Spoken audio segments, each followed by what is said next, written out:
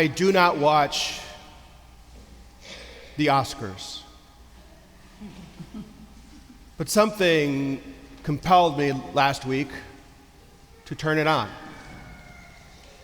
And like all, I was, of course, shocked. And I'm not going to talk about what happened or why it happened. That's for other people to discuss. But what I will talk about is what didn't happen. You see, the world of theater is a magical place. And I tease Mr. David Hyman, our pastoral associate here, because he comes from that world. It's a magical place because there are literally producers and directors and all kinds of assistants that are on hand to make sure that everything goes as planned. Everything is anticipated. I mean, I learned this time around that there are things such as people called as seat fillers, so that when a star goes to the restroom or goes to wherever, there are people assigned to go and sit in their seat so that when, of course, the camera pans, they don't see an empty seat.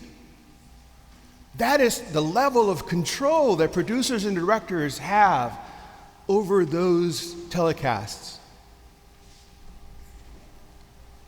What they did not anticipate, though, was what happened. They didn't have a backup plan. They didn't even know what to do. They were totally caught off guard. They were helpless and powerless to make that not happen or to undo the damage once it did. These past 2 weeks, my friends, we've been hearing from the Gospel of John. If you've been at the Masses with the scrutinies, there are 2 of the 3 stories in John's Gospel that are kind of related to each other, and they actually build up in scale and intensity. And all of them are really directed at belief in Jesus. The first story in John that we've heard is the story of the woman at the well. And in that story, we are asked to consider the thirst that we experience, and that Jesus provides the living waters that satisfy those thirsts. Now, of course, most of us don't experience thirst like other parts of the world because of our very easy and convenient access to clean water. So we may not relate to it on a physical level, but definitely on a spiritual level we can relate. For all of us experience that spiritual thirst that only God can satisfy. The dreams and the wants and the desires that we have that we can't fulfill on our own. The second story, which we heard last week, is the story of the man born blind that Jesus heals and is able to see afterwards. Now, most of us, again, are not blind. Most of us can see. So physically, we can't relate to this story, but spiritually, we can relate to that as well, too, because all of us experience spiritual blindness. When we are deceived or we deceive ourselves into looking at the world through certain lenses that blind us from really understanding and seeing what is truly there. And belief in Jesus helps us to remove those blinders to be able to see clearly. And then we come to today's gospel, the story of the raising of Lazarus from the dead. And here finally is a story that we can all relate to, both physically and spiritually. Because all of us, of course, do experience some kind of a spiritual death in our lives.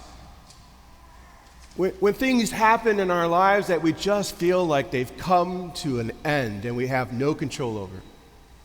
And likewise as well too, physically, we all know the reality of death, whether it be for a loved one who has passed or as we come to terms with our own mortality. All of us are going to die one day.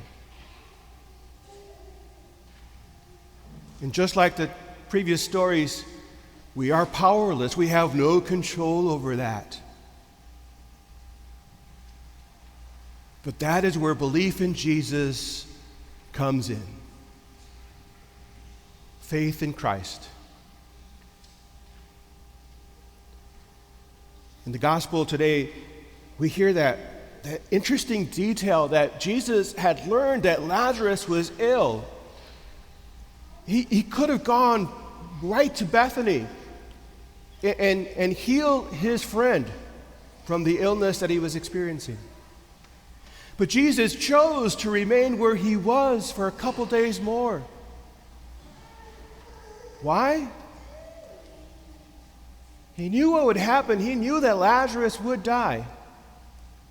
But he remained where he was for 2 days more because he definitely knew he was in control and had the power to address even death itself. And we get to the story where he comes and he encounters Martha and Mary and asks, "Do you believe?" And we hear, "Yes, Lord, I believe that you are the resurrection and the life." And with that, Jesus yells out, "Lazarus, come out." And Lazarus comes out of the stench of 4 days being in the tomb, comes out, bound hand and foot, and he says to him, "Untie him and let him go free." Only Jesus was able to do that. Only Jesus had the power and the ability to overturn death. My friends, in our own lives, we all experience those moments in life where we feel ourselves powerless and things beyond our control. Whether it be the loss of a job or an illness, either of ourselves or a loved one.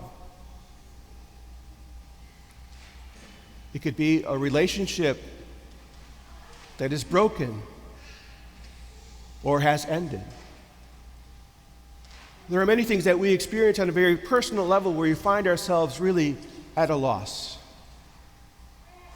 And then we also experience things collectively as a society that likewise we find ourselves powerless. We are in the third year of the pandemic now. And 7 million people have lost their lives to this disease. 7 million. And the U.S. is quickly approaching 1 million. And there doesn't seem to be an end in sight. There's a war going on in Ukraine. And as wonderful as social media is, to be able to get news almost in real time, it's kind of a bad thing that we have that, because now we see in real time the atrocities that are taking place there. And we feel, again, powerless to be able to change that, to stop it. It's much more complicated than making a threat. And then there's the resulting refugee crisis, which I believe is even the further atrocity to this. That people have been displaced from their homes, obviously for reasons of safety and wanting to preserve their lives. And it's amazing that 4 million people have left their country and are now scattered throughout the world, fleeing in fear. 4 million people, my friends. To put it in context, Chicago has a population of 2.7 million people. Imagine all residents of Chicago having to leave because they feared for their safety and their lives. Beyond the 4 million that have become refugees, there are an additional 6.5 million who have been displaced, who have scattered through other parts of the country where they feel they might have more safety. 6.5 million, consider that. The greater Chicagoland area is composed of about 9 million people. Imagine that. The immensity of the pain that people experience and unable to do anything about it. And that's where faith in Jesus comes in, because we can't do it on our own. And what does that look like? How do we do that? Well, it's very much what Martha and Mary had to confront in today's gospel. Do you believe? 14 years ago, my father died, and one of the toughest things for a priest to do is to preside over their own parents' funeral. I knew what I was going to say. I had my homily very well thought out. I actually wrote it out, and what I did was I gave a copy of it to my friend, my priest friend, because I was afraid that I wouldn't be able to get through it, that I'd be too emotional to be able to say the words that I knew were coming from my heart. So I gave him a copy so that in case if I couldn't go through it, he'd be able to step right in. In the days leading up to the funeral, I was literally obsessing about that. I don't know if I can do this. I don't know if I will make it. What will I do? I mean, that would be terrible that my friend would have to take over. I don't want that to happen. And it wasn't really until the morning of my father's funeral that I was again obsessing about that, when I found myself asking myself a question. I asked myself, do you believe this? I mean, I've dedicated my life to this, to faith, to belief in Jesus. Do I believe in this stuff that I'm talking about, that I'm preaching Sunday after Sunday? And of course I said, yes, I do believe. And some kind of peace came over me, my friends, that gave me the strength and the ability to get through my father's funeral without relying on my friend. It comes down to that. So simple as that, my friends, when we find those situations in life. Do I believe?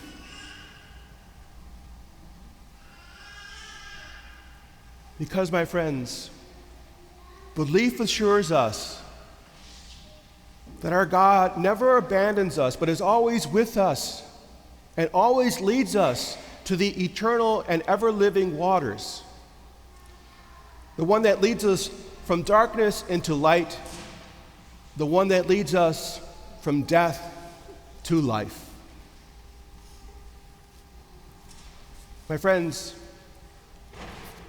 as much as we'd like to think it is, but it isn't, life is not like an Oscar telecast where we are in control, where we are the producer, the director, and the star ourselves. Life is much crueler than that. But we're not at a loss, for we believe. We believe in Jesus Christ, who is the resurrection and the life.